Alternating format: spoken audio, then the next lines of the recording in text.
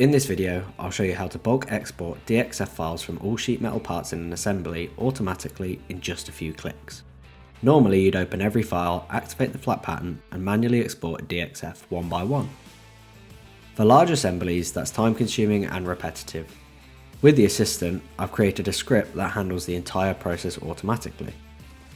It scans the assembly, identifies all sheet metal parts, generates flat patterns for any that are missing, and exports every DXF to a target folder. No manual steps required. I simply tell the Assistant to execute the script and that's it. While it runs, there's nothing else to do. Once complete, you'll get a full report of every DXF that was exported, and you can verify the files directly in the output folder. You can also fine-tune the script to suit your needs.